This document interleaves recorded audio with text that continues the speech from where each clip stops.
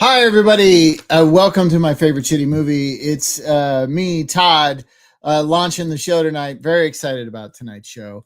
And I'm also excited. I just opened my first residual check after the 100% tariffs were implemented on movies made in foreign countries. It's Okay, it's literally it's a penny. It's a penny. It's a penny. I don't know. I don't know if this stuff is working. I'm very excited about tonight's show. One, we've got first time guest Sophie Venable on the show, and she's one of my favorite people in the world. She's a therapist. She is working on her PhD in transpersonal psychology, which is something that I don't understand and can't wrap my mind around. So obviously she's genius, and her movie choice is G.I. Jane. Her favorite shitty movie is G.I. Jane, which is a movie I find wildly entertaining, while also, arguably being shitty. But that's neither here nor there. We're here to celebrate G.I. Jane, one of probably Ridley Scott's, and I'm including Black Hawk Down. As far as Ridley Scott military propaganda movies go, G.I. Jane is the best one, right? Uh, let's find out what my co-host Tracy Mercer thinks about my G.I. Jane opinions. Tracy! Oh my gosh. Hello. Wow. Yes, I actually think G.I. Jane, I saw it opening night. I was very excited to see it. Demi Moore, it was like peak Demi Moore, A-list star opening movies. Like, I love any time like Ghost outgrossed the Die Hard 2 of the year. Like, Demi was like firing on all full cylinders. Certain people are born with a genetic DNA advantage. She's one of them, and she deserves to be on the big screen. She's absolutely gorgeous always. I think it was a really smart move because I think she was coming off of, it's kind of like there was the striptease moment, like kind of the Yeah, this is like her second movie with her new let's call it her new substance. Oh, okay. But well, it's funny because she's like, I've never had anything. I was like, well, some of us saw About Last Night, and then we saw, striptease. So there's a little bit of growth in your 30s that most of us don't have, but go with that. But doesn't matter. She really rebounded from striptease, and people forget because it was such a moment where, first of all, it's like a Carl Hiaasen novel that was very highly regarded. Andrew Bergman, who at peak could do things like The Freshman, I think misunderstood the tone of Hiaasen's novel, and so you had a lot of stuff going on with striptease, but she got $20 million, and it was like the era of Jim Carrey getting $20 million for The Cable Guy. Both films underperform and bomb at the box office. Striptease is a very entertaining movie. It is because, again, I would argue she's so good. But like, to follow up that debacle, everyone talked about how much money she was paid. Everyone talked about all the physicality. And then a year later, she's like, you know what? I'm shaving my head. I'm Alien 3ing this bitch. And I'm going to be one of the guys, even with said new assets. And Ridley Scott knew how to shoot her, knew how to use her. And I think she's so tenacious. And I think she just wanted to say, like, look, guys, I can act. And I'm a long way from Jackie Templeton and General Hospital. I'm the brat packer that's going to go on. And I think she really made really interesting choices. And I think this film is of a moment in her career that I think is really interesting. And before we bring our guest up, I wanted to read this because I was curious about what Roger Ebert, back when we had reviewers that mattered and influenced people and everyone kind of read. He was one of them. I literally just hunted down a movie because I read an old list of his best movies of 85. He said something about Demi Moore, and I want to kind of start it with this because I think this movie endures as watched because of her performance in many ways. I don't think it's one of Ridley Scott's better directorial efforts. I think it's one of his better films. We can get into that with the guest, but this is what Roger Ebert had to say about Demi Moore, and coming off The Substance, this is interesting. And he's writing this in 97. He says, Demi Moore remains one of the most venturesome of current stars, and although her films do not always succeed, she shows imagination in her choice of projects. It is also intriguing to watch her work with the image of her body. The various pregnant photos on the cover of Vanity Fair can be placed beside her stripper in Striptease, her executive in Disclosure, and the woman in Indecent Proposal, who has to decide what $1 million might purchase. All of these women, and now O'Neill in the film we're here to talk about tonight, G.I. Jane, test the tension between a woman's body and a woman's ambition and will. I think this was picking up what he was throwing down about her early career in 2024, and so I love that she's still with us and she's rocking it and is got some kudos for acting, with the Golden Globe and certainly the Oscar nomination. So I think it's interesting. I'm really excited to have this conversation tonight with Sophie about like this film. We should. Yeah, ladies and gentlemen, Sophie Venable, here she is. Hello. Thanks for having me. Welcome. Yay. I'm so excited to be here. Yeah. Talking about the G.I. Jane. Actually, yes. I just got goosebumps actually listening to Roger Ebert's review. Yeah. Because one, I kind of miss meaningful reviews like that. Yeah. And I think that was, that's why I would even consider it like in the list of bad movies, right? Because it did get kind of panned, right? And I do think it had so much to do with striptease and everything that was going on about Demi Moore's body and Demi Moore's boobs, blah, blah, blah, blah, blah. Yeah. And I was like, well, you're all missing out, basically, because I thought it was wildly entertaining.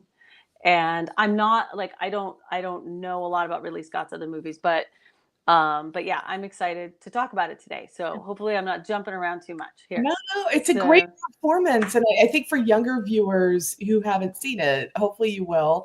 And I really I'm so happy we're doing the show because like, let's redeem it from like Chris Rock made a joke about G.I. Jane that only worked for people maybe 50 and up. Yeah. And that started, the slap heard around the world. And, everyone's like, oh, that's terrible. And 5 minutes later, everyone was on their feet clapping for the guy who assaulted someone on stage in front of a global audience. Making fun of G.I. Jane, which you should not make fun of, and not to cast aspersions, but I've never seen Miss Jada Pinkett in a film as good as this one. So I think we need to talk upon. Oh wait, then you clearly haven't seen A Low Down Dirty Shame. Oh, I saw that. I even saw Woo when they tried to make her a romantic lead. So I'm familiar. But no, we don't do that. We don't assault people and support people later for that. But G.I. Jane should not be a punchline. I actually think it's really worth revisiting. And because we're our timeline now in 2025, it plays differently, perhaps. It does in a lot of ways. It really does. Yeah. So. So can we, before we get into the G.I. Jane deep dive, just let our audience know what a great shitty movie is for you. Like, what does that mean? Okay. For you. Okay. So a great shitty movie really for me is one that like might have obvious flaws or like be maybe over dramatic in some way, or maybe some of the dialogue's not great, but there's something like there's something so redeeming in it because like I had a really good time watching that movie, basically, right? So, and in 1997, I used to see every movie that came out. So there's no question, I can't remember exactly, but there's no question I saw this in the theater, okay? Because I do have this like visceral memory of, in the main scene where she says the awesome line of people like erupting. Like I do remember that. And so good, right? And so that's what it would be for me, because like I said, I saw like every movie that came out, basically, especially if it was not scary ones, sorry Todd, but even some of them, but like but I was the person that was always saying it was fun.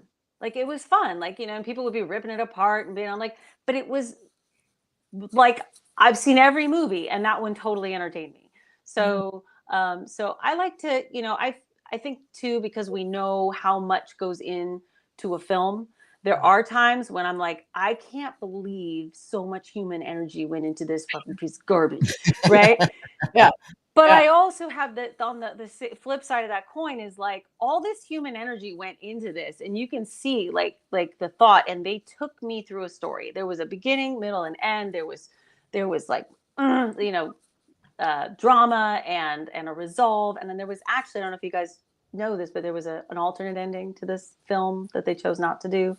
But tell us. But yeah. Wait, what was that? She was gonna die, saving his life. Did you know that, Tracy? I did. And there was I think it was people were like very concerned because they had built her up. And I think I'm glad you brought that up, because part of what I think, I want to get too into the politics, but yeah, we don't get into the weeds. Yeah, it's too hard not to. But what's interesting about this is almost like The Substance, like what, 30 years later, almost 28 years later, is this a feminist film? Is it not a feminist film? And I think what's complicated about Demi Moore, and why I think Roger Ebert zeroes in, about how she uses her body and how it's transformed. Certainly in this one, she's like in peak athlete shape and doing crazy one-arm push-ups. And on David Letterman, that was so badass. So iconic. Men can't do one-arm push-ups. Like, let's give this lady. She did 10 of them. It was iconic. It was and they held, so you could see she was doing it. And you're like, this lady worked her ass off. So for everyone who's like, oh, look, Christian Bale gets. That's what I mean. But that human energy. Yeah. Just look what she did. But it's also interesting because I felt like watching it, and again, not to get too drowned in it, but we now live in a world where, our current I guess we're calling him the Secretary of Defense. He was like a Fox News wannabe anchor on Saturdays. He couldn't do primetime. He was on weekends in the afternoon. And, he has now fired all of the women who were star generals. They're gone. We don't have a single female Navy SEAL. He's trying to end women in combat. When he was testifying, didn't think us girls could do it. So in a weird way, this film is not only a period piece because it comes out in 1997, when we had the Clinton era and we're still working through Don't Ask, Don't Tell, and we're like women in combat. And and she's got to have a boyfriend in the film. Yes, like they even touch on that. But it's this interesting thing where now you're watching in 2025 and like we have regressed. Whereas when this film first came out, we were talking about women in combat. We had the first Iraqi war. And then we were kind of, what did we learn from that? And can women do this? As if, the Israeli army hasn't been doing this forever, right? So it's interesting to see this film so out of its time, in a time that is now more regressive than the time in which it was made. Yes. So add all of that to the Demi Moore-ness of this. It killed her in this movie, the original intent, especially to save the white guy who spends the movie like, I've never seen a wild. Like that would not have worked. And I think she's a star. It's hard to kill a star and even in the 90s. Yeah. They killed Meg Ryan a couple times and it didn't go well. City of Angels. Yeah. You can't have America's Sweetheart get run over by a Mack truck. That's not gonna work. Tracy, I just wonder, not to go too deep into this, but like the Ridley Scott of this, like what you're saying about is this a feminist movie? Is this not? There's so many man hands on this movie. Yes. And a co-female. Probably the biggest, ultimately the biggest pair of man hands on this is Ridley Scott. Ridley Scott, Alien, Thelma and Louise is like a man attracted to feminist stories, which is interesting about him. And the senator character, right? Yeah. Even though Anne Bancroft, that's actually one of my favorite parts of this. And I don't know if I'm getting ahead of the discussion. No, let's start. But that scene between them, one, I actually thought it was really well written. And Anne Bancroft, like if you just like look at the script, it's like, oh, she just nailed it. And that moment where these two women they're both, fighting for their place, right? And one's going to throw the other one under the bus, right? And that whole scene, to me, that was kind of the most, that was like the crux of the movie, right? It was like that moment between them where she was like, no, you're not going to do it. You're not going to let me. It's ultimately about power between two women versus all the other stuff that's going on. Well, it's two women who are outliers in predominantly male-dominated. Yeah, and the Senate. Yeah, and one's going to throw the other one under the bus. Yeah, but you can tell she's like, God damn it, you're really good, and the thing she was going to do. The only thing she was going to do when she walked out the door was speak up. That was it, right? It wasn't like, I'm going to kill you. I'm going to kick your ass. I'm going to do this. It's like, I'm going to speak up. But there's also a version of this movie that probably would have been made 5 or 10 years before, maybe, where the senator, first of all, it's fiction because you have a Democratic senator from Texas. Like, let's embrace that. Exactly. But with Anne Bancroft, it's sounding like Ann Richards and it has the Barbara Boxer hair of the 90s. But yes. doing an amalgam of the power ladies of the moment Right. in performance, certainly. But there's something, I think this is where, is it not a feminist film? I've worked for men, I've worked for women. I have often found the women I've worked for are far less supportive of other women, are more competitive, particularly older women. And I think Ridley Scott casting someone like Anne Bancroft, who can choose scenery at the best of them, in a role where she's going to take down the young lady. So you have the old white woman, who I think tend to vote for some of us incorrectly a lot, is a representative of something in this film that I think you could have easily cast Ed Harris in the same role, but there's something political about putting an Anne Bancroft in this. This is Mrs. Rogers. Absolutely. That you're doing this with. And I think it's a really interesting casting choice because because of her gender, we're reading a lot into it, but if you actually listen to what she's saying, she could have very easily been a man. Absolutely. And I think it leveled up the film to have Anne Bancroft play that role. Also, she's a legend, and God she was brilliant. So absolutely. It's funny that you said Ed Harris too, because the guy who plays her boyfriend looks kind of like Ed Harris. I didn't buy him in the film. Sorry. I don't think they knew what to do with him or how to write him.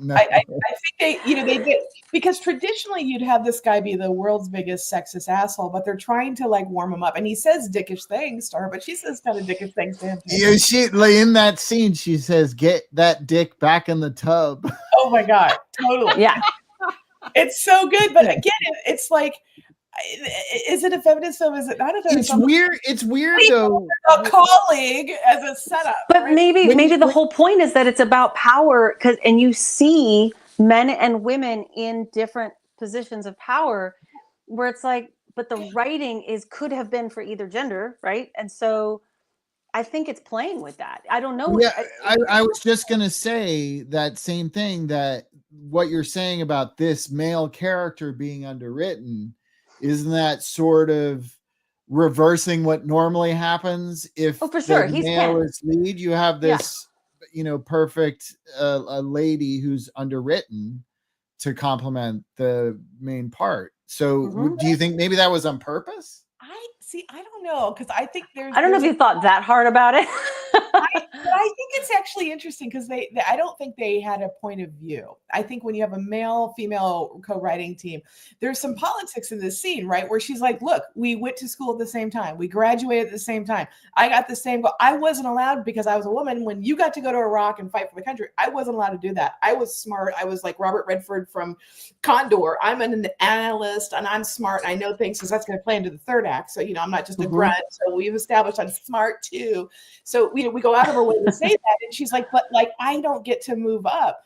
And this is where I think the politics of this particular scene is really interesting. She literally, you put into Demi Moore's mouth, look, I don't want to be a poster child for women's rights. It's not like I'm a feminist. It's not like I'm trying to be, no. You would be a trailblazer. You would be the first. And this is why you have it. And there's even a scene with kind of the corrupt military guy is like, with all due respect, if it wasn't about your gender, we wouldn't be having a conversation about how it's not about your gender, right? So this film is dealing with sexual politics as the female lead herself is like, I'm not a feminist. And I feel like I have a lot of friends my age and certainly younger who are uncomfortable with that term, or what does it mean? Is it our grandmother's term? And we're still talking about that. I mean, I remember when Hillary ran and Lena Dunham, of all people, who was writing things like Girls, was like, are you a feminist? And she's like, absolutely. And they were doing this interview, and it was seen as revolutionary that someone Lena Dunham's age in 2016 would claim, I'm a feminist. And here we are in 97 when this film comes out. I don't think I'm a poster girl for moving women forward in a film called G.I. Jane by the director of Thelma and Louise 6 years prior. And you're like, whoa. So there's a lot going on in this one scene. And right? Alien in 1979. Alien in 79. And it was really Scott's idea to make Ripley a woman. It wasn't. You can't ask for a more feminist movie than Alien. But and I do think to put her in her underwear. And he still shoots Demi Moore's body in this, right? She claimed that was her choice. Actually, her choice. Okay, I thought he did a pretty good job shooting her body. Like, I mean, considering the blockbuster-ness and all of it, but like you can see almost every cut is like under her boobs. Like, there's this one time where you really you see them, but she's actually working with a gun. so it would have been hard to shoot it any other way. But Yeah. I feel like I guess she did that a year earlier for Striptease or whatever she did. I don't care what she did. Whatever. A couple years earlier. But I do think that's where you can't get away from the actress and her fame, right? Is that I think the main reason that people didn't buy it or that they didn't like it or they were having like some kind of dissonance with her being in this role, like this like feminist film to some degree, right? It was because of Striptease. Yeah. Like I think it was, it was like the Geely syndrome, right? Like you can't appreciate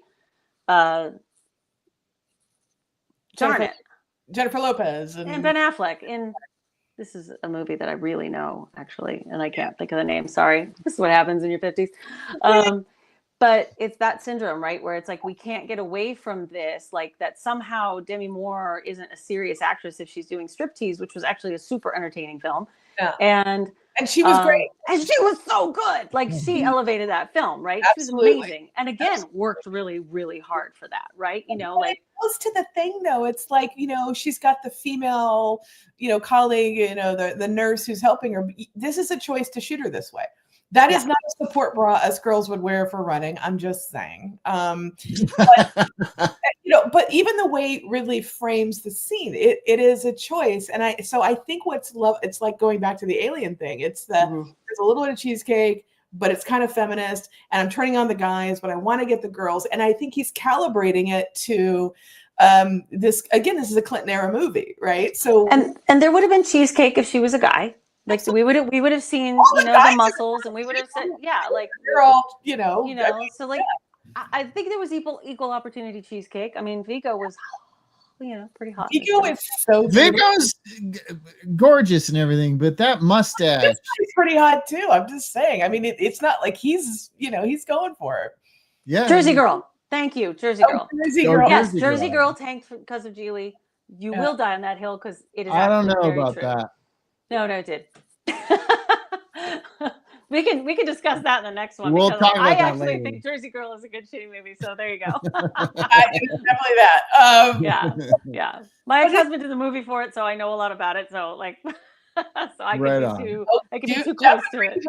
Jeff Luce agrees with you. He's like Jersey Girl. Oh, because there you 100%. go. You're simpatico with our good Jeff 100%. Man. So okay, walk us through if it's been a minute since folks have seen this, right? So we open up, we're in a Senate committee hearing. Yeah. Oh, you want me to tell you the story? Okay. A quick summary of shit. Like, really? Okay. I'll run you through the photo. So here it comes. All right. So they're talking about a test case. They want a test case, right? For women in the military, specifically Navy SEALs. Yes? Was it specifically Navy SEALs at that point? Yeah. Yes. So but she gets to pick, she's like, I get to pick the test case, right? So they go through and they, find this really like motivated, brilliant woman.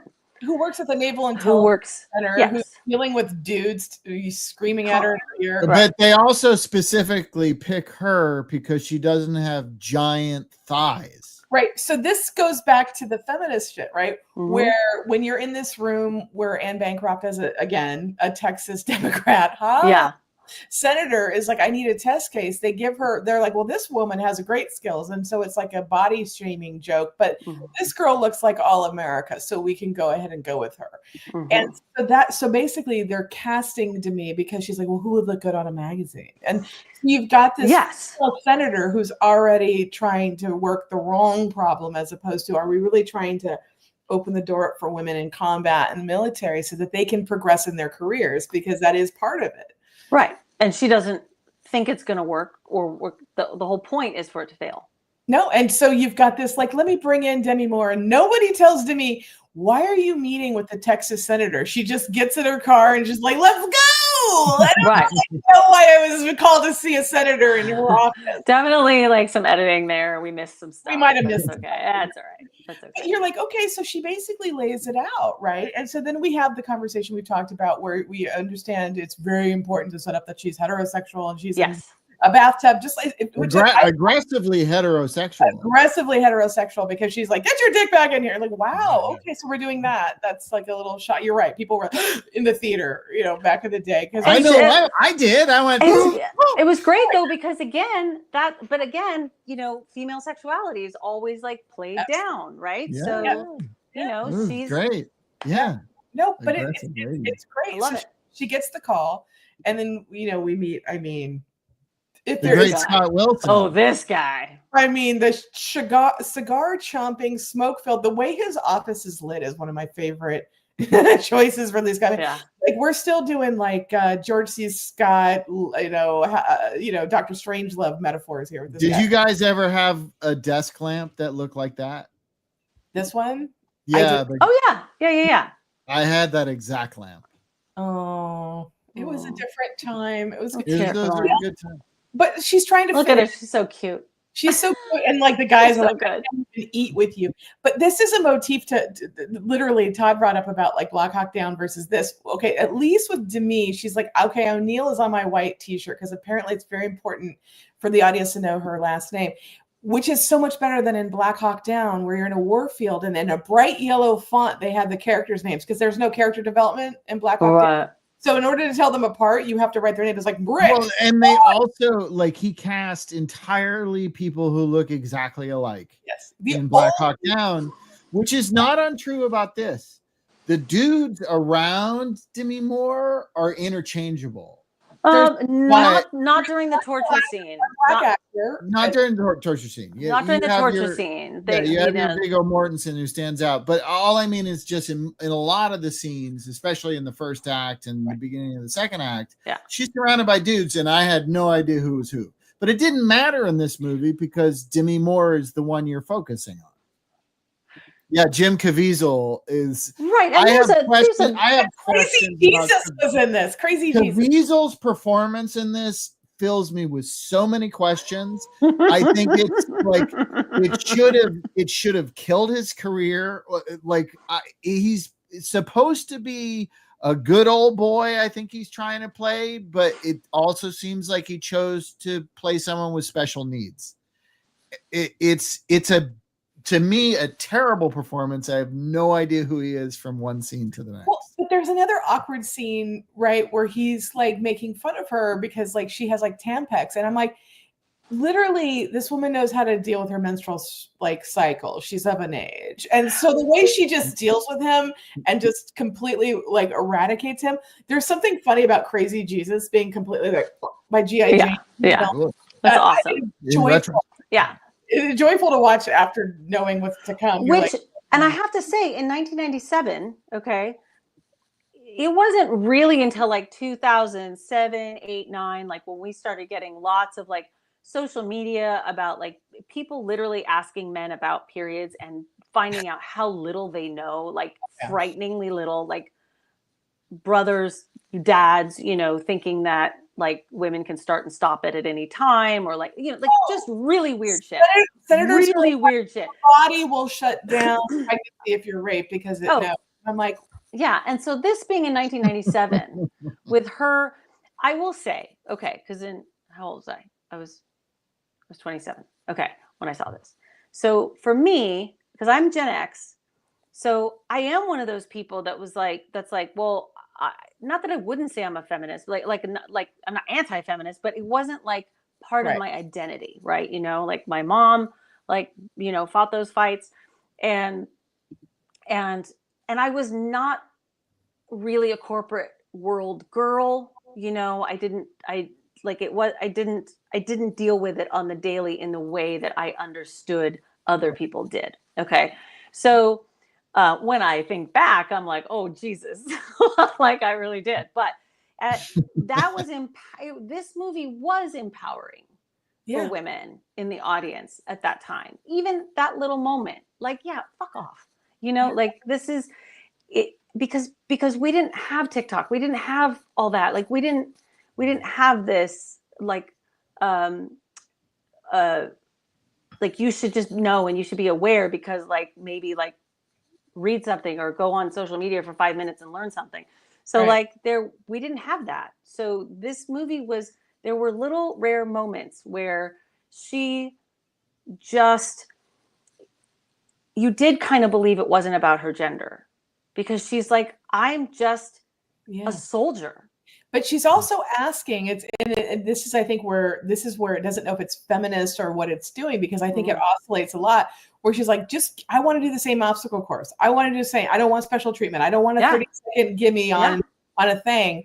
And it's interesting with that. But then, so you're like, that seems empowering. But then he'll frame shots like this, where everyone else is doing the same move, but she has to be out in front so all the guys can stare at her ass and we can shoot it this way. And you're like, so, but that's a plot point. That's part of Viggo's point, is that these guys are going to be distracted by her.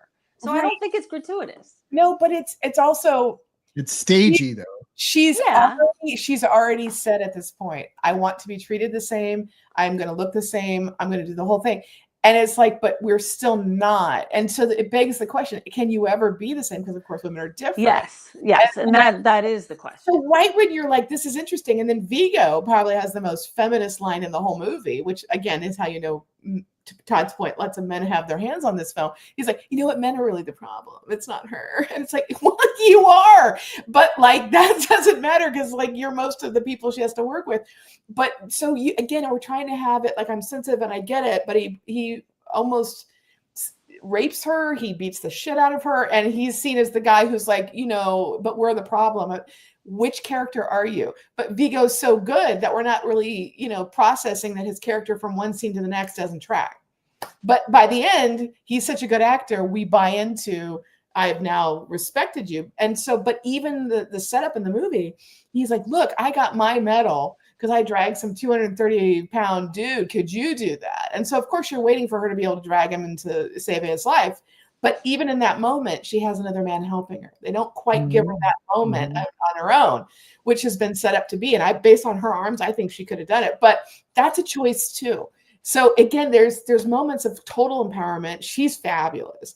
But I think scene to scene, if you really were to track as an actor with like Todd, what am I playing in each scene as the same character? I don't know that it actually comes together, you know? So let me just throw this in there, right? Like the idea that she would have to do it completely on her own, or that her only value, like she could only be valued with the exact same strength, or that it only counts when a woman does it. She only gets credit for it if she does it completely alone, right? Like, so it has to be this perfect woman can do XYZ, right? So it's like that, like, I think that's part of the problem, right? Yeah. That's part of like the overall feminist problem, right? Is that you have to prove it so hard.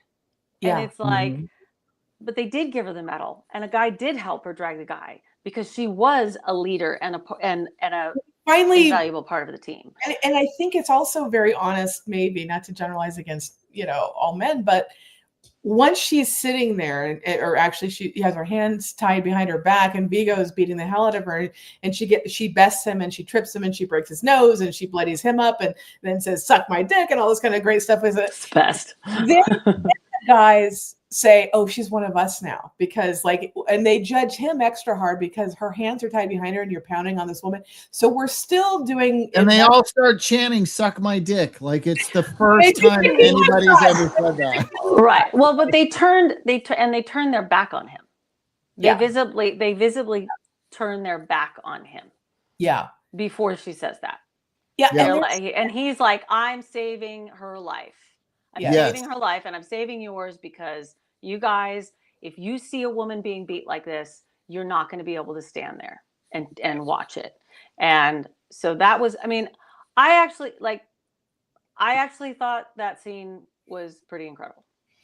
I also think there's a scene, again, because I think this film wants to have it both ways, but there's a scene where I think Demi calls out Anne Bancroft a lot as the corrupt senator, and she's like, wait a second.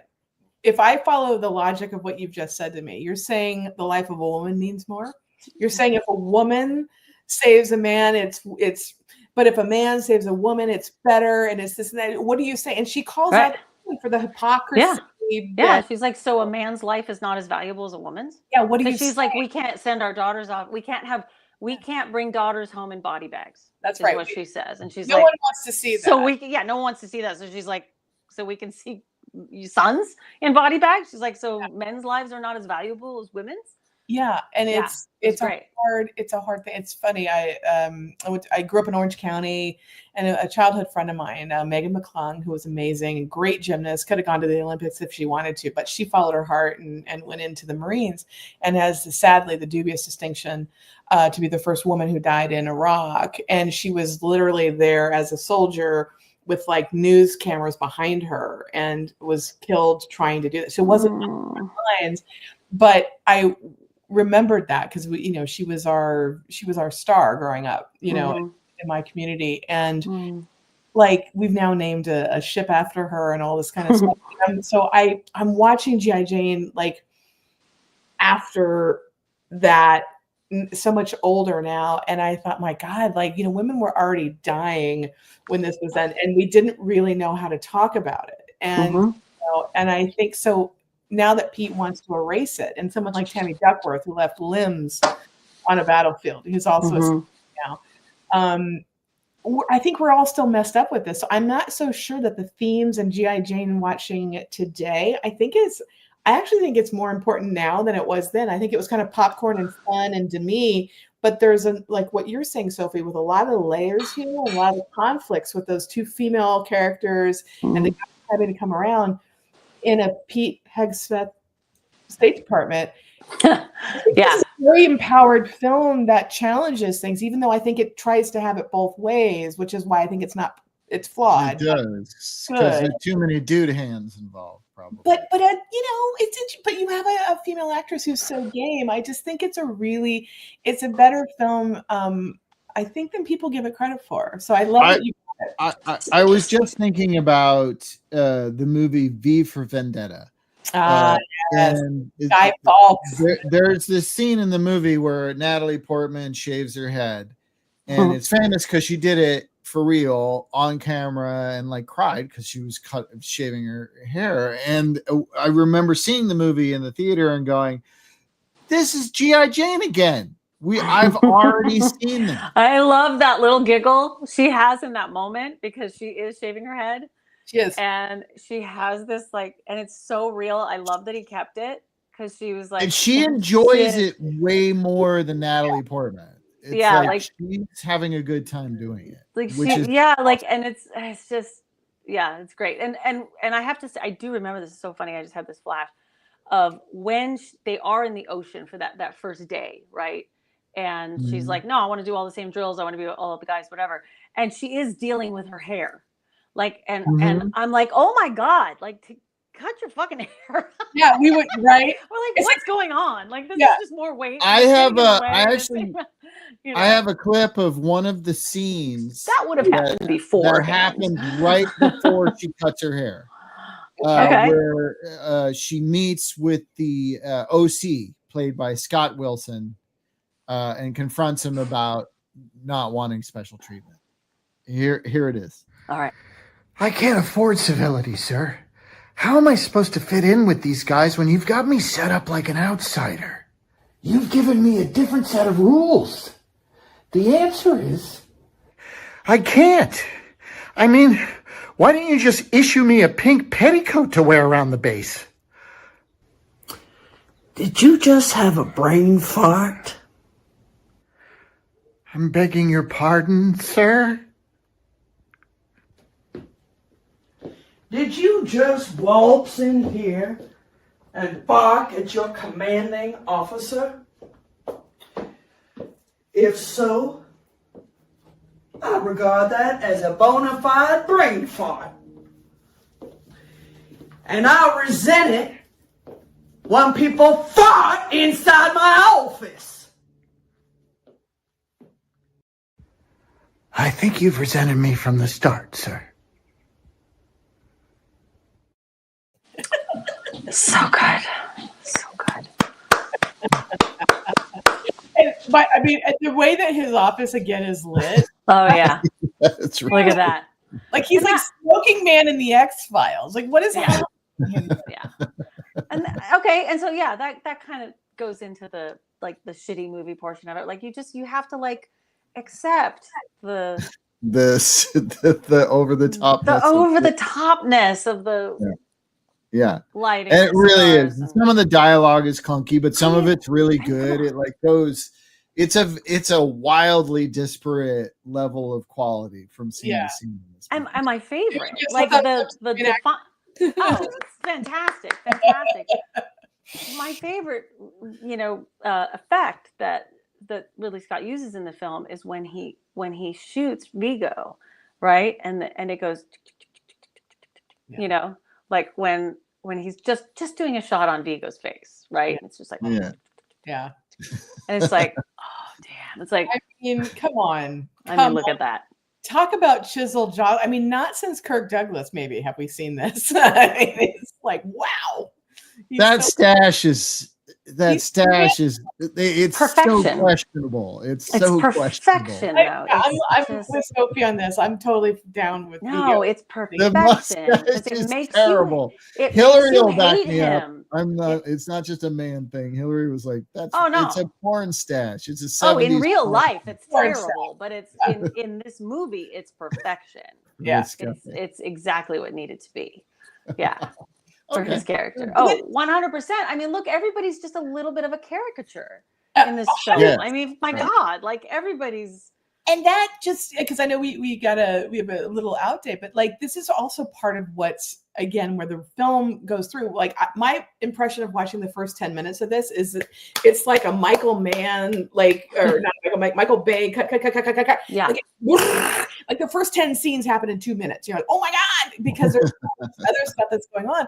But then you have this runner, which I think is unfortunate and feels very ham-fisted, right? Where somehow we're going to find out that Anne Bancroft, the evil senator who's a Democrat from Texas, again, science fiction, has some guy with a Nikon who can just be like National Enquirer when we need to be, so we can check in on our girl who nobody knows. And then we cut back really quickly to the guy that, makes you feel okay if you're a straight audience, because she's sleeping with him. We've seen him in the bathtub, you guys. She's straight. It's fine. Yes. And so even though she's like sleeping with someone she probably shouldn't because they're working together, but whatever, never a great thing for empowerment for us girls in film.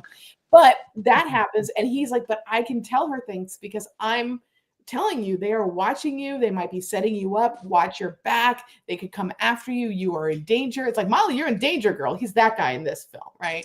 Yeah. So you're like, okay, this is interesting. And then the powers that be, who are playing snooker, which is an interesting choice. Wait a second, like the newspapers are finding this out. We thought our girl was going to flunk out easy. Is 60%, we're told 60% of men can't get through Navy SEALs. Here we've got the girl we just loved and go 7 years prior to this going, well, look at my transformation, feel it, Robert De Niro.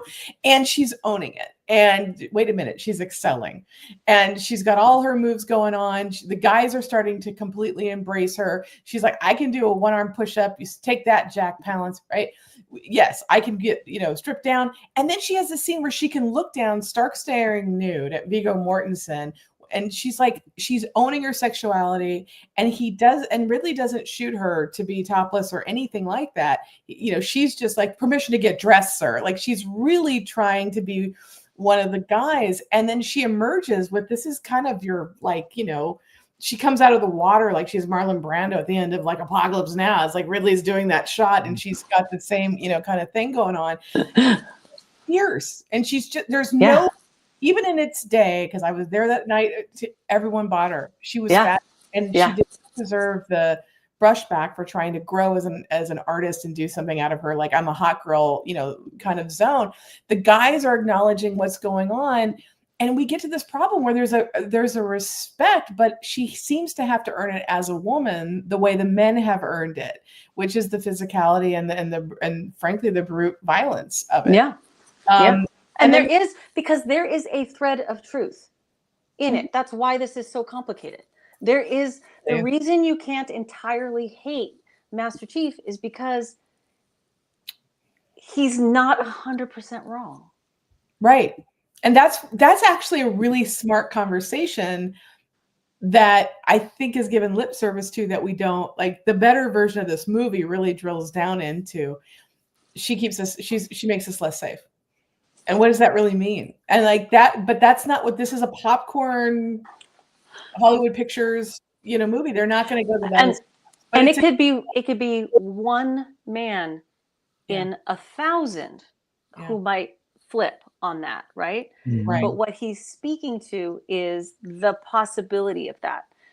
Yeah. That he's speaking to the fact that no matter how much the same you are, there might be the risk of something in your psyche that behaves differently than what we've beaten into you, right? Because men have to they have to kind of be stripped of their humanity to be soldiers, right? Right. And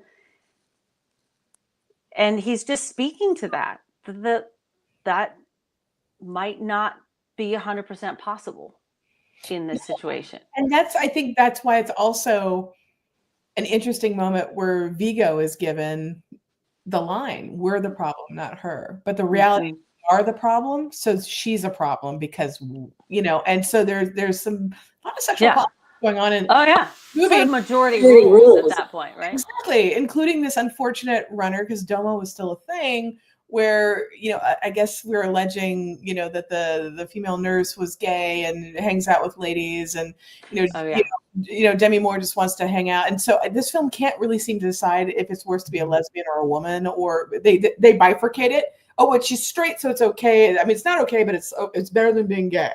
And even Anne Bancroft, I want to make sure, do you have somebody? Because I don't want to, in case this comes out. And she's like, oh no, I'm straight. But there's oh no, I'm straight. It's fine. And it's my God, this is so 1997. Doma. But it is, but it's also that's what the press was doing. That's what the press was doing. So it's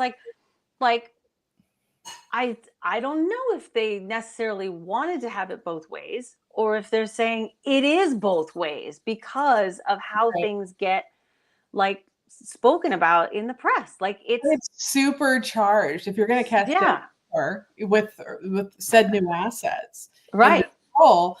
I don't think anyone's assuming in 1997 that she might be anything other than Demi Moore, but it's a weird thing. It's when you see something like a romantic comedy, also around the same year, 97, 98, George Clooney trying to break out of ER with One Fine Day with Michelle Pfeiffer. And there's 5 scenes, because I remember seeing that in the theater too. And there's 5 scenes where the secretary goes, "Oh my God, he's so cute," or the elevator operator, "Oh my God, he's so cute." I was like, you know what? He's George Clooney. I get it. He back before we knew he was bad for some of us politically. He'd walk through a scene. I'm like, I get you're the leading man. I don't need other extras to tell me that, because Cary walks into a movie and I'm like, okay, it's Cary Grant. So still signposting, and I think this film is of that same era, same kind of where we're signposting, you guys, she's straight, it's okay. We know Doma's a thing, so we're going to do it really irresponsibly in this film that's mainstream because we have to. It's the time. But when you watch it in 2025 with what's going on, today as we are recording this episode, the Supreme Court said we can absolutely destroy trans military folks can no longer serve until you figure it out. But the Supreme Court endorses Trump saying we can ban trans people. Yeah, we can change it. Right. The guy who had while we wait 5 deferments from Vietnam, my friend Old Bone Spurs here doing that illusion, wants to say that brave Americans who are trans, who actually want to serve and wear a uniform, he says is inappropriate. As we're recording this show, talking about G.I. Jane with women, it's, again, we haven't really worked through this, I would argue, dramatically in a smart way, but certainly societally, we're regressing. So it's when you watch this film against the lens of where we live in, I think this film it becomes more interesting, perhaps, because we're still struggling with the themes that I think this film doesn't really nail in its time either. We're still struggling. So it's different. It's weird when you think about what people are complaining about as far as transgender people in the military. It doesn't make sense, because they're brave. People who are anti-transgender don't accept transgenderism. They consider it to be a mental problem. But they don't accept transgender women as women. They're men. So then what's the fucking problem? It's men serving in the military. What's the problem there? Also, it's people who are brave enough to volunteer to want to fight for us. Yeah, we don't have a draft right now, people. Yeah, because 1% of this population only wears a uniform for this country. And for the guy who's orange and not a naturally occurring color in nature, who have found time to have 5 deferments in Vietnam, to say you don't get to serve when certain people want to serve, we should be grateful for anyone who's that brave and celebrate them. I have friends that are trans who are in the military who have now been denied vet benefits. So like that's where we are. So, but this is a guy who doesn't have to worry about healthcare, and has dad's doctors. He had bone spurs, really, because he couldn't run in Vietnam, but he told us he was a great baseball player. He could run around the field, right? So that when that kind of person, I thought he was amazing. I'm going to judge your patriotism who want to wear a uniform.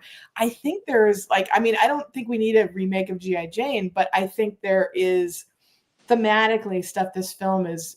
And it's stayed brought up. It's still not feeling it,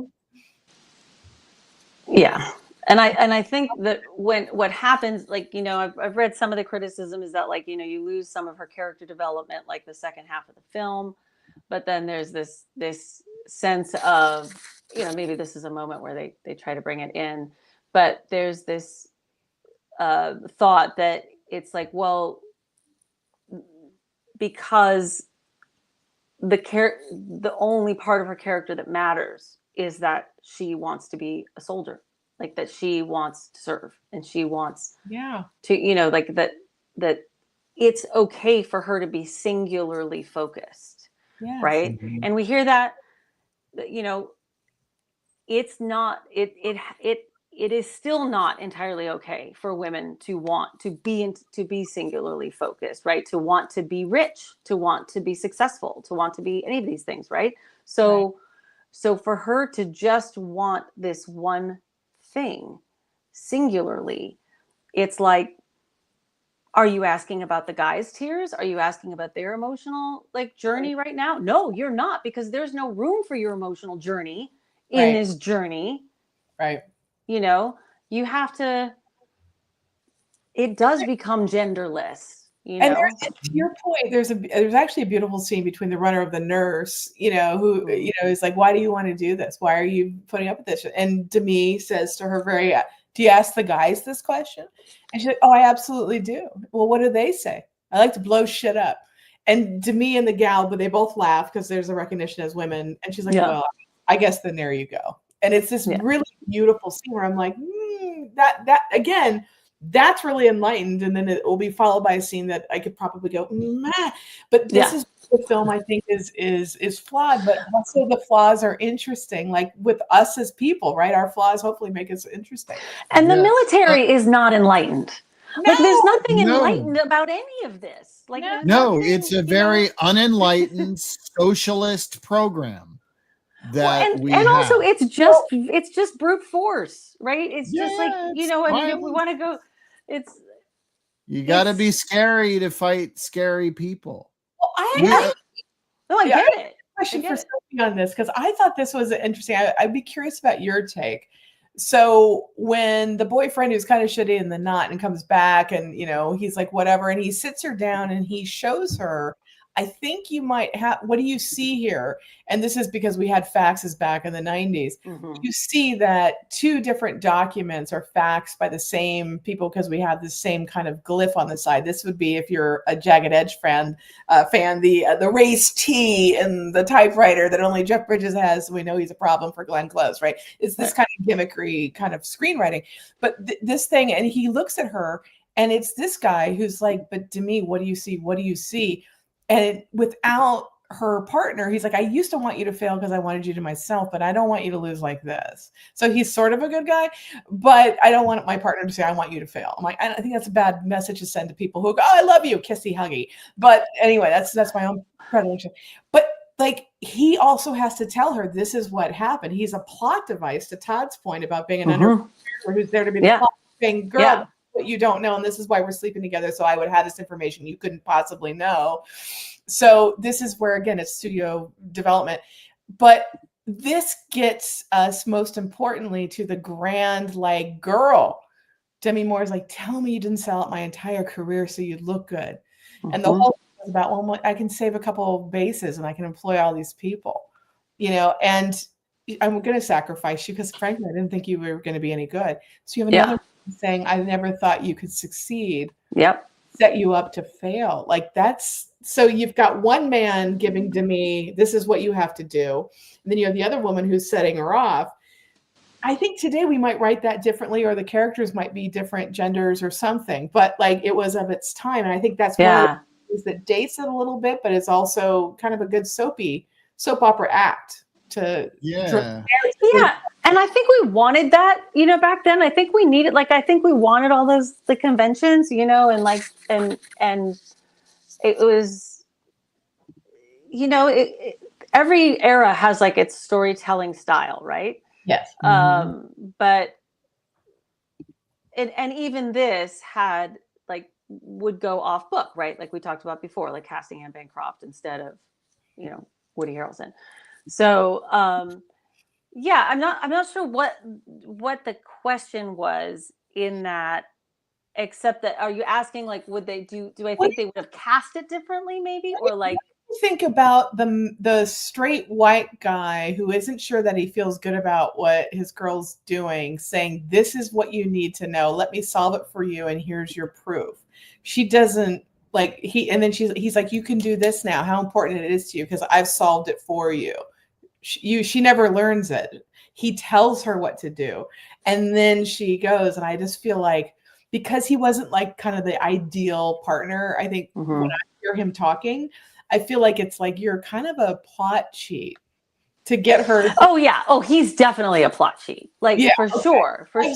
Lazy. I think I would have figured that out, but But again, back to a shitty movie being completely valid because you have a really good time, right? And you get totally sucked in. You're like, okay.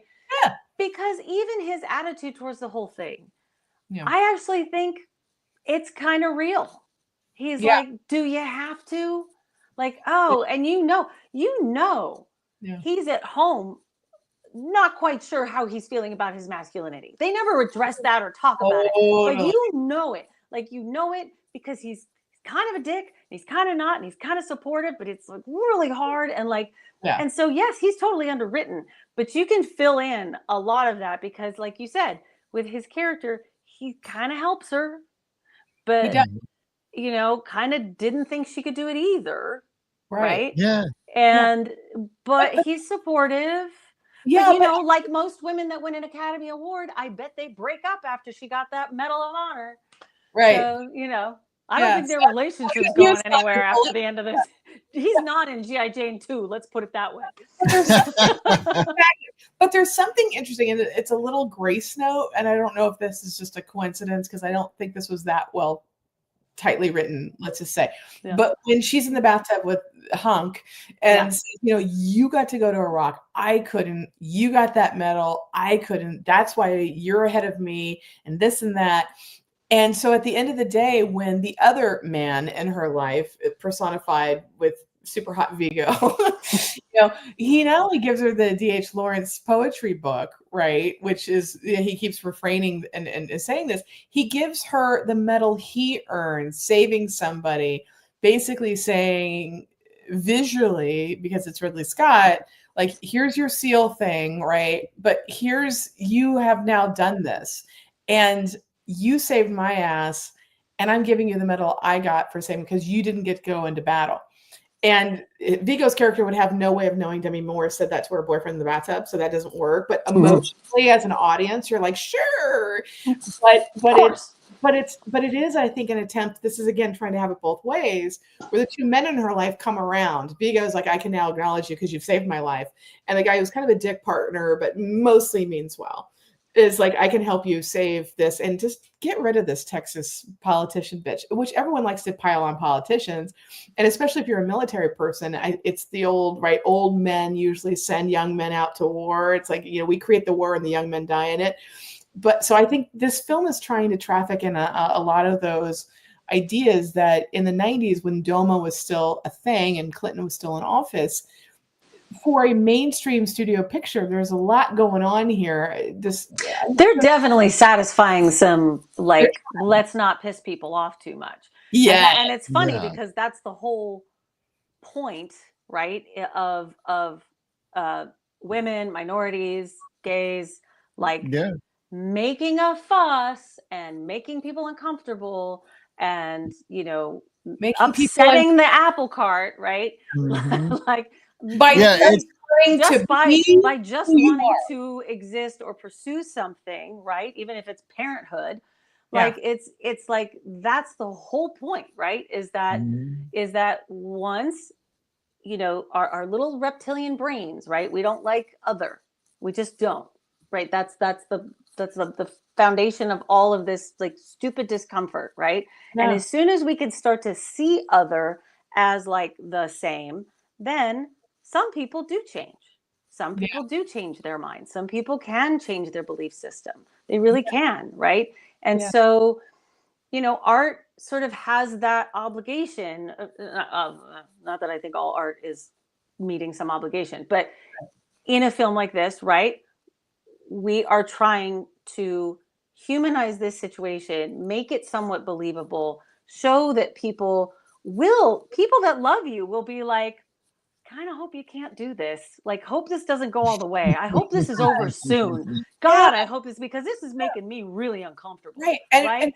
and for those listening to the podcast who can't see it on audio, Jeff Luce, as always, brings up a good point. It feels like a throwaway because the moment was so short, but I think the film could have leaned more into O'Neill, Demi, whoever Morris Chestnut was playing. That was actually interesting. And there is a scene that is interesting where you have kind of the token black, actor in her platoon saying, once upon a time, the black folk in my family had to fight for a constitution that we didn't enjoy equality about, but we did it for and they really get into the military thing. And then you've got the white guy who says whatever the white guy says. And he's like, yeah, but thank God we got past that. And Chestnut says, looking at Demi, have we? And so you have racial politics. You've got, Right. you've got a lot. That scene was really unusual for 1997. Really unusual. And that's why, like, if he had to have it both ways, I'm kind of like, yeah, I'll give it to you. Like, I don't mind that you had to have it because both that ways scene, because otherwise the movie wouldn't have gotten made. Right? Yeah, And then we that's wouldn't have true. like gone through the journey of trying to see Message, and there's no way around it. This is a movie that is a message movie. Yeah. And message movies were hard in the 80s and 90s, and it's weird because you're sending these messages to a disparate group of people. So you're maybe overcompensating for certain people who you are told make up the major demographic of a movie audience at the time. Yeah, I mean, at the end of the day, they want to sell tickets, Yeah, Like, yeah, the movie and they want to studio make is like, everybody happy. Are people Right. going to go see this? Right. It's an interesting, and it's always dicey. We should do some quick final thoughts, like why should people see G.I. Jane? Let's start with Sophie. Well, I think Tracy's made a very good point for seeing it, particularly at this time in history, because it's pretty relevant right now. Also, I think as a celebration of Demi Moore and her career and where she's getting the respect she deserves now, and back then she was pushing some buttons and pushing some envelopes, and I think that it's all real. Like, that girl worked for every bit of it. Go look up Demi Moore one-arm push-ups on David Letterman, and you will be like, wow. And body transformation. She worked her ass off for this film, and it's a good time. Yeah. And Anne Bancroft. I mean, there's a lot of good. There's a lot of good performances. They could be over the top and kind of caricatures, but that was the point, right? That's the style. Of the film. They understood and they the were assignment. They did. Yeah. So, Tracy, what's your get your final popcorn. thought? My final thought is I love her performance. I think it's for the age. I think it will make this film relevant always. I'm saddened that it's as relevant now, maybe more relevant now than it was when it first came out, because of where we are, the regression that we talked about. Like, we were trying to get out of regression mode and coding things, and now we've really gone back. So that's really sad. But I do think, and I still love Ridley Scott, but I actually don't think this is one of his well-directed. I think he knew what to do with her. I would argue the third act climax where we go into this, we're in a Libyan area. The whole third act doesn't really work for me in terms of like, they're not on a mission. Now they're on a real mission, rather. They're not on a training thing. And this is the test. Hugo has to get in trouble and she has to save him and this and that. It's a lot of suspension. It's really freaking clunky. And I mean, he had money. Like I have a couple stills, but like, you know, it's like when I look at how he's ending this film, like this shootout is clunky. You know, we've got and like that looks like the Mojave Desert. It just totally does. Yeah. Yeah, and I just feel like even this, like he's got depth, he's got helicopter, I think it's a rare visual miss for him, which I think Ridley's one of the great visualists of our time. I think this is not elegant in that way. And I just think he was struggling with the material a little bit. And I think the script, like we've talked about, it tries to cut both ways. There are 3 or 4 scenes that are really profound and great, and then there's a lot of drama that doesn't work at all.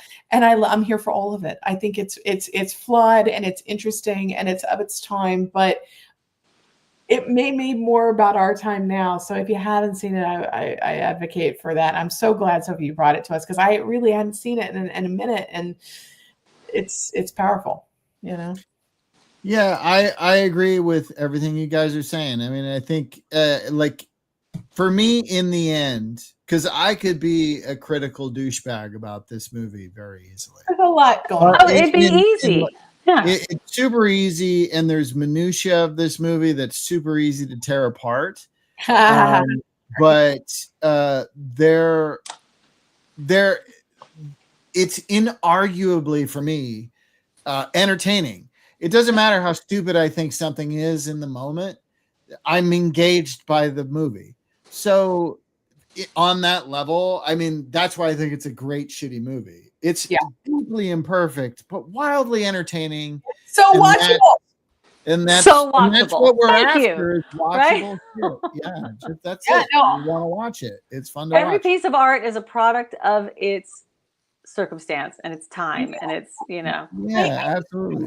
Really, and I'm again, another reason I'm so glad you brought this, because I wanted to, Todd and I did a whole show about this. I wanted to love The Substance more than I did, but I love Demi, and I actually think Quali was fabulous too, and got overshadowed because what she did was maybe equally as hard as what Demi pulled off in The Substance. But I like that Demi finally got credit, because I remember seeing G.I. Jane, because I didn't think it was a joke. I thought it was a flawed studio film that was trying to, you know, entertain everybody. So it's, you know, going to fall short in some. I thought, why isn't she nominated for this? Like, I really felt. He did everything. If a man had done the same performance, right, when they get into thing, she would have been nominated. And I was just like, I just think this is a better performance. And so when Chris Rock turned it into a stupid joke and all that happened, I was like, I'm so thank you for bringing it to us, because I think this film deserves Demi for the age. She's great. Yeah. Let's do. I'm sorry. Go ahead. No, go ahead. No, I agree. That's all I'm saying. Yes. I just wanted to move on because I wanted to at least get this in before we lose Sophie tonight. Okay. Be better, be best. I'm ready. Tracy and I will present titles of movies to you, Sophie, and you judge whether you've seen them or not. You can judge them on the poster, on the title, on what we tell you about them. But are they so bad they should not be watched by anyone ever? Or they're so bad it's amazing and everyone needs to see it? That's basically what we're after. You want me to go first, Trace? Yeah, go for it. I went with a bunch of, for our various segments, I went with a bunch of war, military propaganda type pictures. I love the theme. The aforementioned Ridley Scott's Black Hawk Down. Well, I think that's Josh Hartnett, but it might be one of the other guys. It is totally. Well, that's definitely worth your time, right? I mean, I don't know. I mean, is it so bad you should watch it, or it's so bad it's awesome? Because we can't argue whether it's good or not. Right. Probably so bad that it's awesome. Yeah. All right, that's fair. That's fair. Okay, that's one. Be best. Yeah. Tracy, I'm just thinking like if I'm, I get you. this was the beginning of me doing the slow pullback from Ridley Scott. I thought it was hopelessly awful and dumb. I thought it was beautifully shot. I thought it was beautifully cast. My dad was a lieutenant colonel in the Air Force. So when you do bright names, because you can't do character development, this is a target on your head. You would never do that. Right. The only person I could tell apart from anybody in that, to Todd's earlier point, was Eric Bana, because he was a photojournalist. He had a camera. So he had a camera. Everyone else, you knew. everybody else was the same. I was like, I can't tell any of these boys apart, and I don't care about them. And I think this is an event that we should care about. So it trivialized something that was real, and it was so artfully directed. I think, unlike G.I. Jane, which is not his, I think, best directorial effort, Black Hawk Down is a masterpiece of directing. I just think it's a terrible script with no characters. Bad. There you go. So that's a B bad. So that's a split decision on Black Hawk Down. And what about you, Todd? I own a copy of it and I rewatch it every now and then. So so maybe it's a B best for me, but every time I watch it, I'm like, why can't he stop shaking the goddamn camera? Hold it still for a second. It was so like NYPD green. I was like, where's Sipowicz at? After hearing you guys, I might change my vote, but yeah, go ahead. We'll go to the next one. Jeff I'm Lewis. like, oh, I might want those hours of my life back. And I was like, Jeff Lewis, I've long completed Black Hawk Down with Broken Arrow. Broken Arrow is freaking great. Yes, I agree. Yeah, those are two different shitty movies. All right, my Be Bad, Be Best. I'm very curious. I want Sophie to go first. If you remember this one, this is. Where did it go? Is it this? Is it? It's Disclosure. For sexually harassing Michael Douglas, who in real life already was cheating on his wife and had a sex addiction. So Demi Moore, of course, is cast as this like man-eating boss who's like poor, like trying to have sex with Michael Douglas. It's terrible to be peak Demi Moore wanting to have sex with you. Disclosure, Michael Crichton, Office Politics. Sophie, thoughts? Yeah. Is it so bad people should definitely see it, or so bad they should stay away? God, that's hard. It's a hard call. That's a hard one because like I'm trying to think like now, today, in like today's Post Me Too. This is funny. Yeah, exactly. Like Post It Me might Too, and also like Sex in the City. Like we practically see like this was edgy at the time. Like it was edgy. Yeah. So now we have Horrible Bosses. Like this is like Horrible Bosses is like Jennifer Aniston is Demi Moore in this. Yes. And so like Bosses. I think much worse. So that's really hard for me. I'm not sure it's worth your time. That's what I'm gonna say. I think that's fair. Todd. Oh my God. I mean, when this movie came out, I thought it was absolute garbage. I also, at the time, I'm not saying that I'm special or anything, but at the time I was like, really? So we're doing like a sexual harassment movie, but it's about the old white guy getting sexually harassed by Demi Moore? By Demi Moore. What is that choice? So that in itself at the time made it so ludicrously funny to me. And then the climax of the entire movie takes place in a computer. Yes. It was early. And it's so dumb. Like there's a 10-minute sequence where basically what's happening is the Michael Douglas character is going through someone's drawer, but because it's a computer and it was like whatever we thought was virtual drawers. Yeah, it was a virtual drawer. I'm like, you're literally just opening up a desk drawer. Like, I don't on a computer. I can't remember that part. Like, I think that the movie I know I've seen it. I absolutely know I've seen it. It's hilarious. It's like the third act, suddenly it becomes Lawnmower Man. Pierce Brosnan in Lawnmower Man, though. It's like, Wobland really right now. Really the Lawnmower Man, he had the floppy hair. And, cute. He was so cute. That was when I fell in love with him. He was my boyfriend for many I was years. Remington Steele. I was like, I'm in grade school going, oh my God. He was so coiffed in Remington Steele and Lawnmower Man. It was just like, Remington Steele. And they would do plots. How are you with Disclosure, Tracy? What's your... I thought I saw it opening night. I remember it vividly. I know and I thought it was funny. I was like, and it was weird because to me, there's a 1-2 punch. Like if I were going to program for the New Beverly in Los Angeles, I would do Disclosure and Indecent Proposal for Demi Moore double Back feature. to back, right? It's like Disclosure. She's like, I just can't help myself. I'm peak hot Demi Moore, and I only want to sleep with Michael Douglas. I'm like, I don't get that ever. I don't get that either. I don't know why everybody wanted to see Michael Douglas have sex in the late 90s. I don't get that either. I don't get it.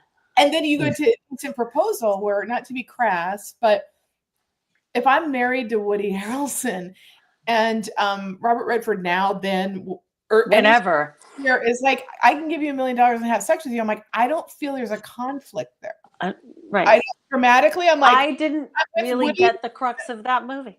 I was like, a line with like That's a the Sade song. Everybody wins. I was like, just sleep with Robert Redford. Isn't that always the answer? I mean, don't you have like a laminated hall pass card for Robert Redford already? Everybody should be able to sleep with Robert Redford if he wants to sleep with you. I feel there's no conflict. There's Yeah, it's easy. I know. So Make the guy I know learn you to gotta talk. go. Okay. We've already kept you longer than we said Yes. you would. Was there one So- more? If there was, I would look at it. But There's that's it. a couple other segments. There's- You're okay. welcome to stay or Okay. go. Just let me know if you need to go, and then we'll say goodbye to you properly. I will say my proper goodbyes. Namaste. Thank you for having me. Thank you for Love being you. Thank you And so much. if we all want to like watch striptease and do this about that, I'm down. all right. Oh, Can you give us one more minute? That's a good Okay, segue. yeah. I want you Okay. to buy in on this. So Perfect. I was going to say, when bad films happen to good people, I actually chose Striptease. Did You have- you? Demi Moore, Burt Reynolds, Armand Asante, Ving Rhames, and Robert Patrick, amongst others, in this film. And I just feel like she's working it. I think everybody is.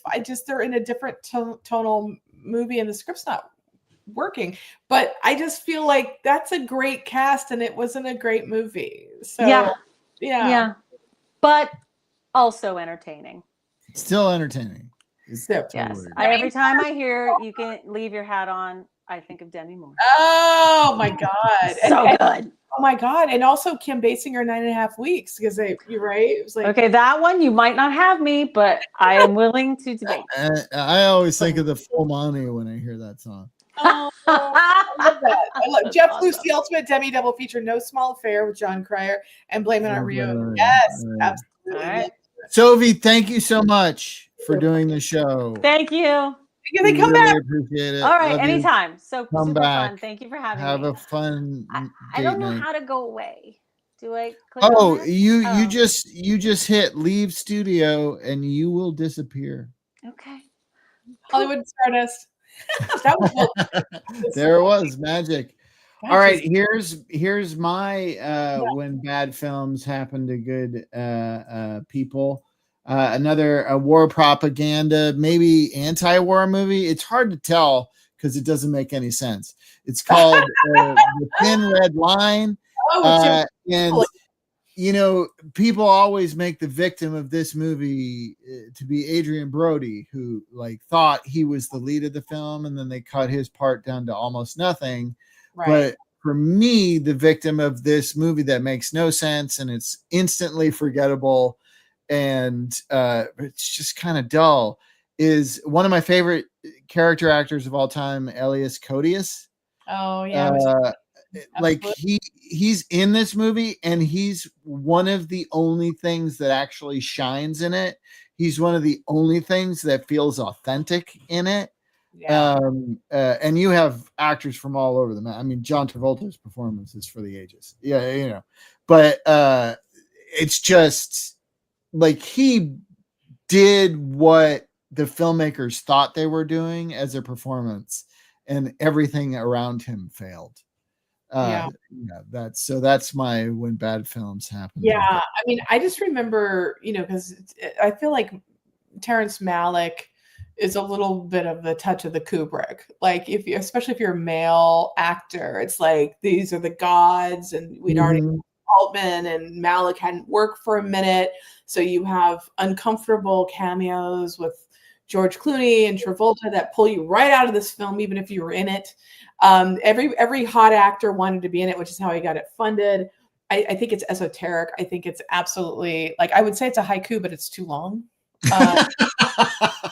Like I don't understand this film. It's a near 3-hour haiku. That's the best way to put. I just like it's so and it's beautiful. I mean, it's beautifully shot or whatever. I remember, ironically, because I can't stand certain things about this person, but like Caviezel, I thought looked so angelic and was interesting on screen when I saw him. I'm like, oh, I also not understanding Adrian Brody ever. Sorry, I don't. I understand why you'd cut him out of your movie. I would too. And then the Fearless would have been 10 minutes, and that would have been better. Yeah. And so the Pianist would have been 5 minutes. Yeah, I think this is a film that there's a cult because it's Terry Malick.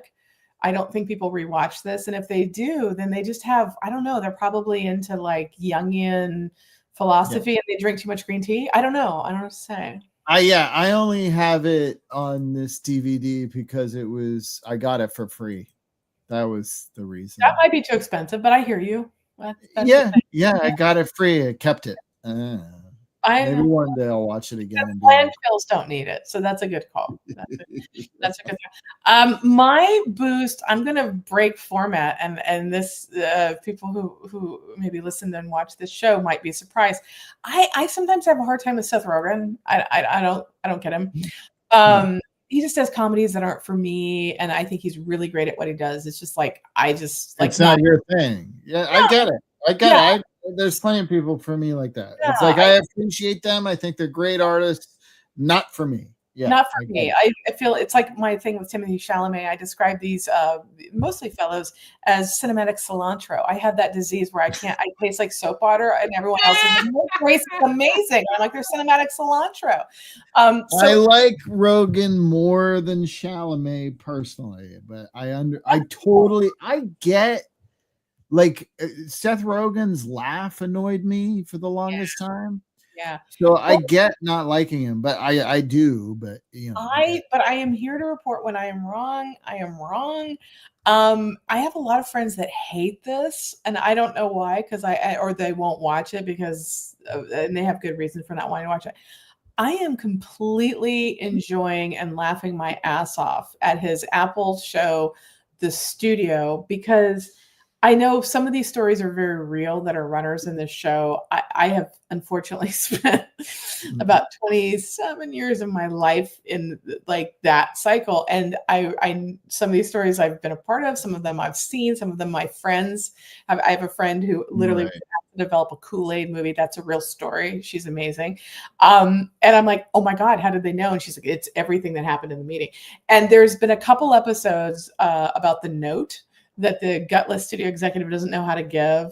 But the casting episode is so where we are right now. Like, I was like, this is uncomfortable. The laughter of recognition is very real, where I'm like, I'm not going to indict myself, which I could do if I talk too much about it. But I feel like the studio is fabulous. I also want to give a shout out to this artwork that Apple Plus has put out, because this is a riff on The Sting, which was a riff on the Norman Rockwell kind of look. So they're doing interesting things even in the promotional art. I think the show is quite funny, even with Seth Rogen in the lead. He's charming me in this. I don't believe that the studio heads are as dumb as his character, but I understand what they're doing. And it's entertaining as can be. If you have Apple, I want to boost it, because I think we need laughter right now because things are so tough. So I want to boost it. Yeah. All right. I will check that out. Here is my boost. It's another like late stage war propaganda movie, directed by Roland Emmerich. Oh no! With all the flair that he directs, alien invasion movie or a disaster movie, he directed this ludicrous movie called Midway, and I gotta say, for me, this is a current go-to guilty pleasure. I just enjoy it. It's so rah American, World War II. John Wayne should be in this movie. It's very old school. It shouldn't exist. It doesn't seem like it makes sense for it to exist now because it's not that old. It's like from 5 years ago or whatever. It's and you know, Dennis Quaid's performance. Luke Evans, my Luke Evans is in it. It's so over the top and terrible and wonderful. And then you have Patrick Wilson, you know, anchoring everything with his bland white guy stuff. It's because Lucas was not available. Yeah, it's so he was busy doing a shark movie. So Probably. It was nobody wants Josh Lucas anymore. I don't know why Patrick Wilson. I watched his Mexico Killer Shark movie. I watched that. Yeah, that one. Yeah. The Black something. Black Spectre, Black Demon. Black Demon. Yeah, Black Demon. That's it. Yeah, and also Josh Lucas is in one of my favorite all-time movies. Sweet Home Alabama. Just kidding. No, it's called The Forever Purge. Forever Purge is fabulous. Well, now it's a documentary that. But anyway, so this is Patrick Wilson, who's in those Insidious movies. You know, I'm not here to shit on Patrick Wilson. I enjoy him. Oh, he's great. He's very fun. He's a good leading man in this. All I'm saying is, you know, I'm boosting this for people who do love shitty military propaganda movies. This one is giant and it's spectacle and it's CGI wonderment. And it's kind of a perfect Sunday hangover movie watch. Okay, that's fair. Yeah, that's my point. I remember seeing this in the theater and thinking it was fun, and I have almost no memory of specific anything about it. I know I saw it, it's like completely not. I like you hit the nail on the head for what this is for me. Why it is genuinely a guilty pleasure, because we always kind of argue about if it's pleasurable, should it be guilty? No, okay, so Midway is fun, but a movie about Midway should not be fun. You know what I mean? Well, it shouldn't be a good time, but it's a good cast. I mean, it's well shot, you know, it's slick as can be. It's just not necessarily super memorable, but it's also fun. And like, can we get back to having fun? Like I just, that's my biggest problem. Like I am bored. I shut off movies now, and I'm like, I never used to be that person. And like I bitched about this like last week, but like I really think on Netflix, Havoc with Tom Hardy, who I love.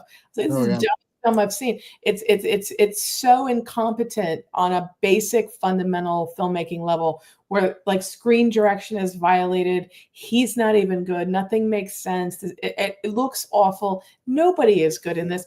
And because Netflix is like, you know, promoting it, it will be the most watched, and it's Tom Hardy and we love him. And there's something very cynical, because when Netflix cut the trailer for Havoc right before it dropped, they used the same song that's the theme song from Mobland, which is maybe one of the best shows on TV right now, and I'm freaking loving it. Oh my God, love that. Fabulous. It's so well done. But to use Guy Ritchie's kind of hot, cool song that starts Mobland and then recut Hardy's unwatchable, back in the day, we would never have released it in the theaters movie. It's like straight to video, but not that good. And so then to cut that to the trailer. So if you were watching Mobland like I am, and you're like, oh, I need my Tom Hardy fix. It's like, I just think it's a very cynical thing to do that. Yeah, that movie's directed by the guy who did The Raid, right? The Raid Redemption. $100 and now they give him way too $80 million. Yeah, but it's just weird how I feel like Netflix movies for a lot of people are what you know, it used to be national commercials. So Michael Bay used to make most of his money making national commercials. And then he started making blockbusters, but he kept making national commercials because it made him so much money. And were those national commercials great? No.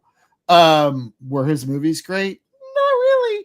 But that's neither here nor there. He was still making commercials while he was making blockbuster movies.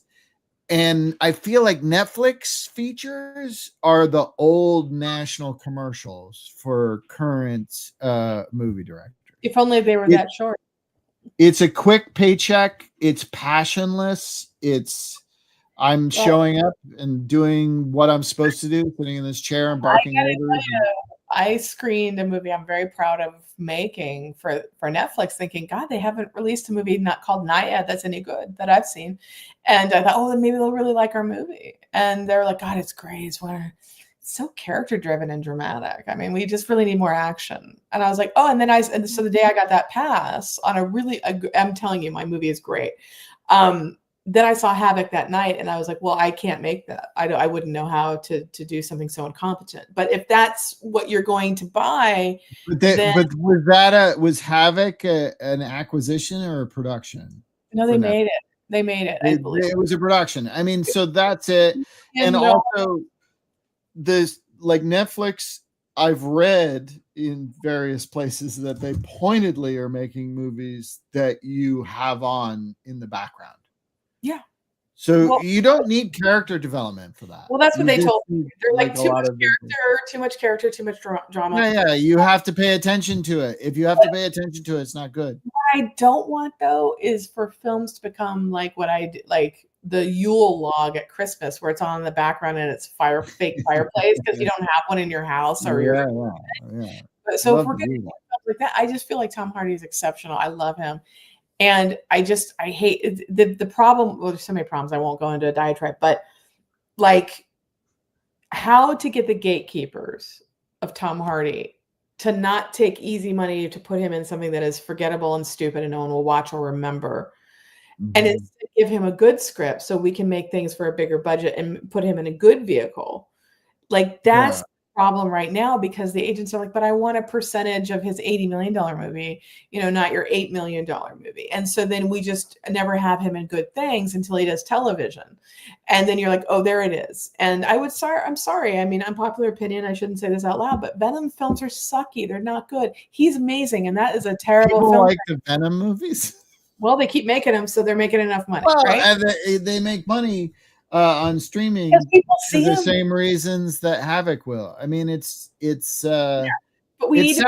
I just today, Tracy, I thought to myself while I was watching a movie, and then I picked up my phone, and I was like, "Why am I picking up my phone?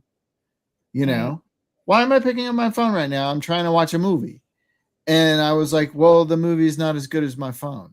So now I think there's like there's like two grades of movies for me. There's movies where I can kind of keep one eye on it and do other stuff.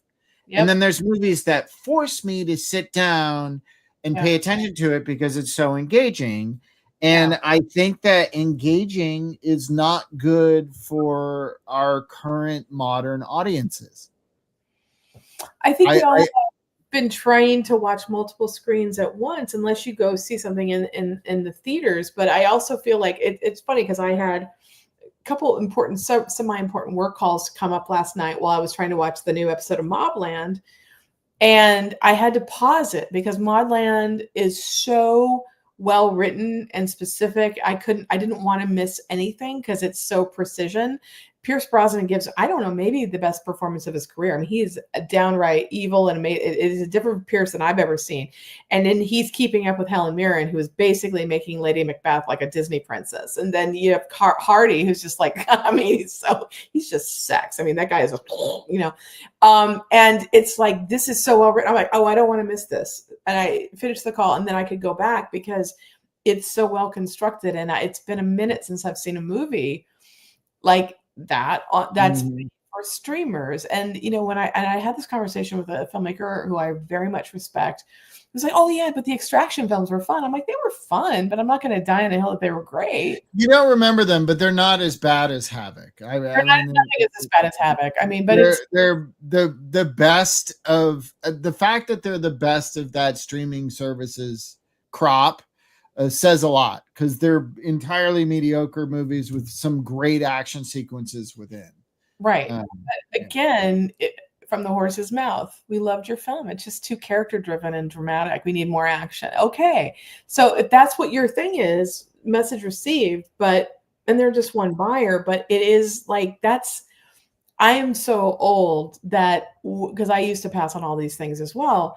I would never feel good about saying that out loud. I'm sorry, it's too character driven. I'm like, well, you know why? No, I get that, Tracy. We're talking about because we care about Ripley. We're talking about Laurie Strode because we care about the babysitter.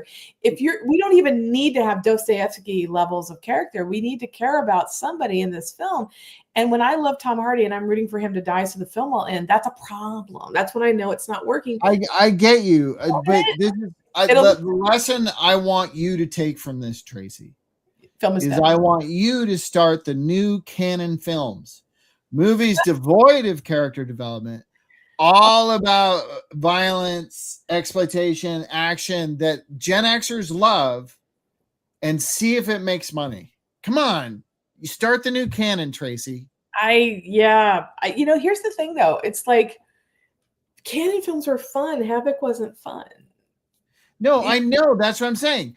So if you brought your expertise to the Havoc realm, then we'd have more fun action. Well, that action. I agree with, because the bar is very low. That's what I'm saying. Yeah. I'm saying if a smart producer makes a canon film studio now, it would be huge. It'd be the biggest thing. Let's hope. Working on it. Anyway, but you have to produce them here because of 100% tariff. That's all. Which is never going to happen because it's digital and you can't tax you make a low budget movie in the United States of America. You cannot. I wish I could, or I would have. But thank you guys for watching. Thank you, Sophie, for joining us. Please come back. And oh my God, G.I. Jane was such a good film to see in this weird world we're in now. If you haven't seen it, or if you haven't seen it for a while, revisit it. She really is great. It's really about Demi Moore. And I love this because, like, sometimes I love 20s, 30s, 40s films because we had real stars. They were the folks that started all that. And there are some films that are not very good, but because the stars are in them, like, it doesn't matter what Barbara Stanwyck does. If you see her in something, just watch. If Cary Grant's there, watch. There's certain, like, actors like Garbo. Doesn't matter. She's probably going to die of consumption and die in the final. It doesn't matter. She's great. She's Garbo. Best Camille we're ever going to get. But the stars make it real. And I think at a time where I worry that we don't have a lot of stars right now, Demi Moore, it really freaking was. And it wasn't that long ago that a woman commanded a lead in a Ridley Scott movie singularly. And they did get some good stuff in this movie. It's clunky, but they talked about things that matter, and it's fun. And again, to Todd's point, let's just have fun again. Movie stars having fun. I'm here for it. That's what the movies were always about for me as a kid. Is going on a roller coaster ride. That's it. Yep. All right, everybody. We'll see you next week. Have Peace a good out. Each other. Be safe.